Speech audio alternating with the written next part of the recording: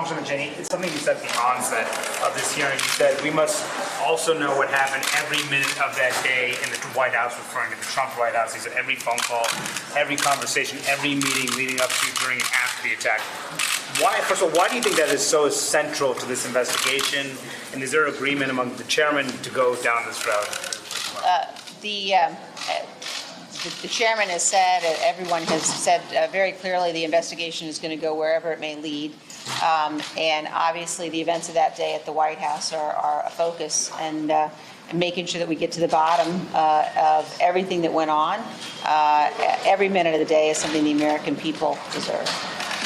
The four officers, if you heard my last question, we asked them what would they like to see from this hearing. And they, without exception, said we'd like to know who participated in it, who financed it, who encouraged it, who orchestrated it. And part of that is the challenge of this committee. And so we will follow the facts. And as I look at the committee, and I said to them earlier, I don't see one shrieking Violet, although we have one member who has a daughter named Violet. But other than that, we'll follow the facts. To that end, Mr. Chairman, you guys are about the House supposed to go home for 7 weeks after this week. How do you build on this? What do you do next? Well, we now have a body of testimony that we will review. We are in the process of putting that together. I've put some of the members on notice that they won't enjoy the entire August recess, but we will give them time to work in their districts, but conceivably we could come back before the end of the August recess and do some additional work. Yes. Congresswoman Cheney and Congressman Kinzinger, what do you say to Republicans who are now calling for you to be stripped of your committee assignments as a result of you serving on this committee through an appointment by Speaker Pelosi?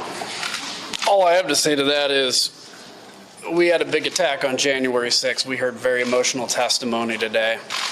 And that's what's on the forefront of my mind. And if people want to get petty, that's fine. I think that reflects more on people than it does on the situation at hand.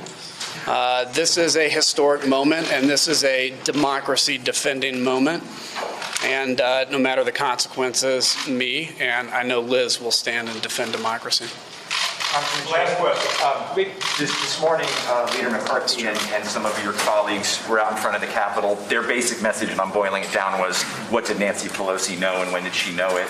Some of your other colleagues were down at the Justice Department, or will be, defending January 6th prisoners. What's your read on what other members of your conference are doing with their messaging today? Look, almost every member of the Republican conference understood in days immediately after January 6th what had actually happened, and many of them said so publicly. And the fact that so many members of our leadership and others, the fact that they've gone from recognizing what happened on the 6th to protesting in front of the Justice Department on behalf of those who were part of the insurrection is something that I can't explain. I think it's a disgrace, and I know that this committee will be focused on getting to the truth of what happened in a non-political, non-partisan way. This is not a political campaign. This is deadly serious, and we'll investigate. We'll investigate every aspect. What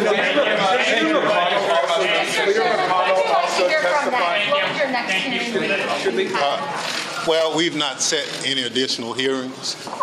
We will be discussing over the next several days about what our August recess will look like, and at that point, we'll announce it to the public. Should Leader McConnell